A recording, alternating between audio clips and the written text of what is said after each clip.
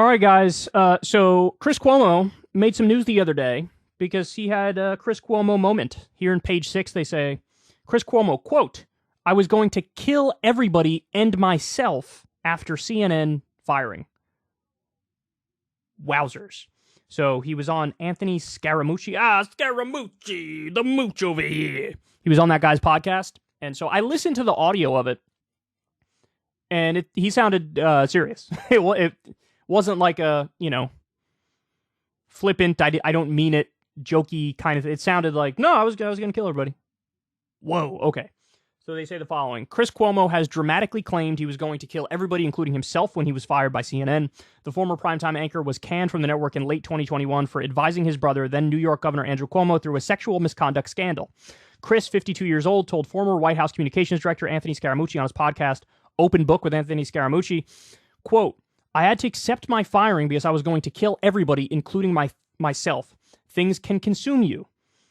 The ousted journalist admitted he makes a lot of mistakes and started therapy after being shit-canned by CNN bosses. Quote, there is damage that is relatable. There is damage that is unrelatable to people that I have to deal with, that I am working on. He continued. Chris has since made a TV comeback on News Nation, but divulged that he's embarrassed by the tanking viewership numbers on his show. The Post reported Cuomo saw 147,000 viewers on his debut in October 2022, and his explosive interview with artist Kanye West drew just 129,000 viewers. Chris's News Nation show averaged about 63,000 viewers per night. Geez, so that's, guys, understand something.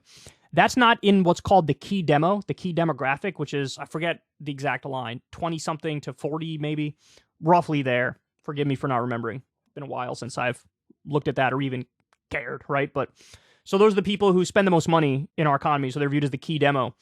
They're not saying he got 63,000 in the key demo. They're saying 63,000 overall.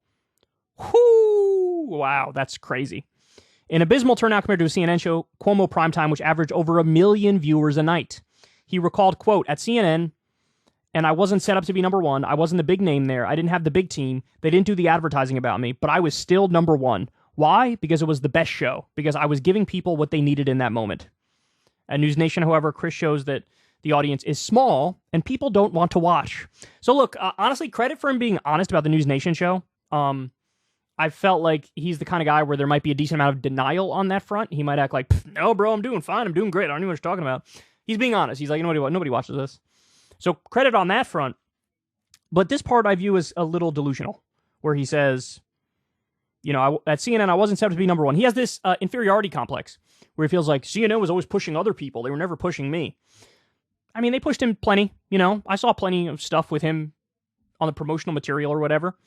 And he's acting like, bro, I'm number one. I was the best show.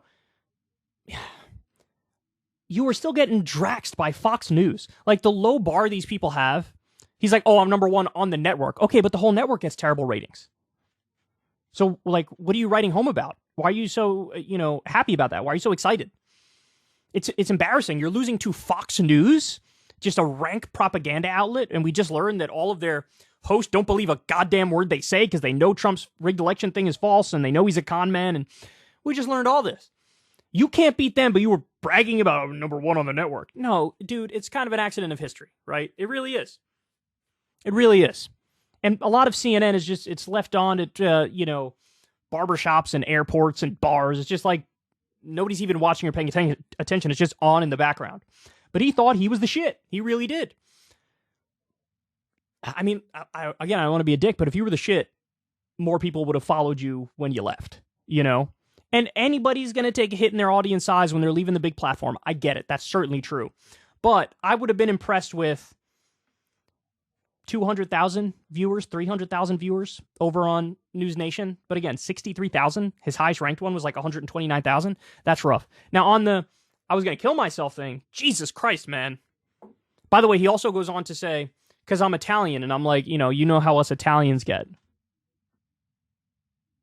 What a cop-out. Just blame it on your ethnicity? Like, what? It's just dumb. It's just dumb. But for a guy who says something like this, I'm happy that he's talking to a therapist now, that he's getting help. Because sometimes I think people like this project onto others. Like, well, obviously you'd feel the same way, right? If you were fired, and it's like, No, I wouldn't. I would not feel like I want to kill everybody here and kill myself. In fact, I've never thought that in my entire life, and the majority of people have never felt that in their entire life. So you actually have a couple screws loose. And again, he hasn't grappled with the fact that, dude, you're a nepotism case. Your brother's Andrew Cuomo, governor of New York. Your dad is Mario Cuomo, former governor of New York. Literally the only reason you were let on air is because of your last name. And he's just oblivious to it. He's oblivious. But anyway, listen. My final serious point on this is, I really hope that Chris Cuomo, and this is going to sound pedantic and condescending, but I don't mean it that way. I really hope he finds like a hobby. He finds something that he really loves and can give his all to it. Because if he's being honest with us, I think he would admit politics was never that for me. Like, I don't care that much. I really think he never was in love with this stuff. He never was passionate about it. He never like really cared on another level. It was never what really drove him, the politics stuff. So like, he can look at this as like an opportunity. Just get out, get away. I'm sure you got a lot of money stashed away from when you were on CNN. You know, your family has a hell of a lot of money. Get away, dude, find something you love that you can give your all to, that you can find meaning in.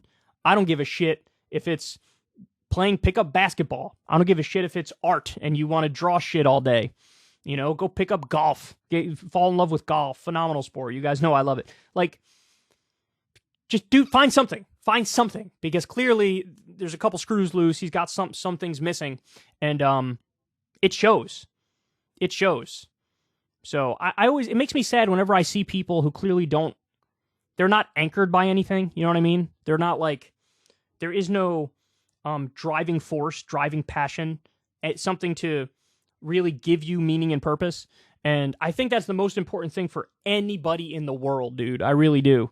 Have something. It doesn't matter what it is. It doesn't matter. I don't care if people judge you for it. It could be playing some video game from 2007 that you still... It doesn't matter. Find something that anchors you.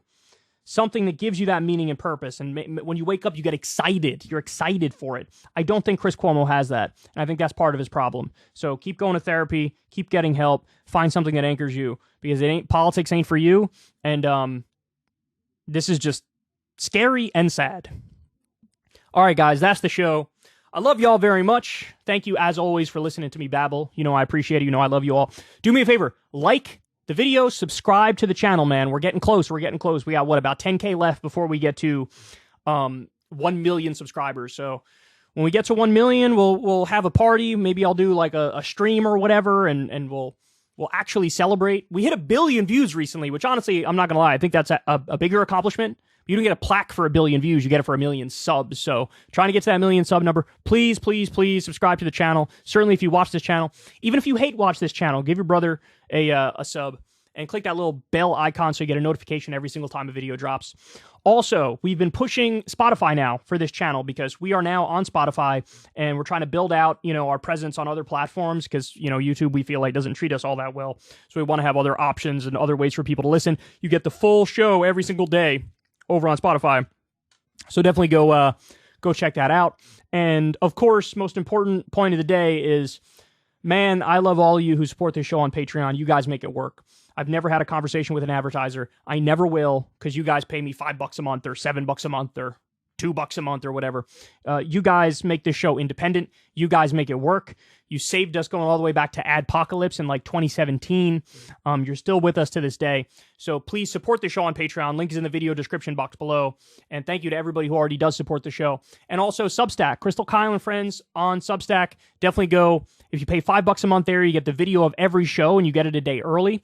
But don't worry if you don't have the $5 or you don't want to pay for Crystal, Kyle, and Friends. It's okay. We have you can sign up on Substack for free and listen to the audio version of the podcast, which drops basically every Saturday. So you can listen for free to all of it, or you can pay $5 and watch the video, whatever you want to do. But again, much love to everybody who supports Crystal, Kyle, and Friends. You guys are awesome as well. All right, guys. I love all of you. I hope you have a wonderful day, and I will talk to you tomorrow. Ever since Adpocalypse, when YouTube defunded all independent news and politics overnight, we haven't trusted them. We know they can pull the rug out from underneath us at any time. If you enjoy this content, please consider tipping $1 or $2 per month on the Secular Talk Patreon. Link in the video description box below. Thanks for your support.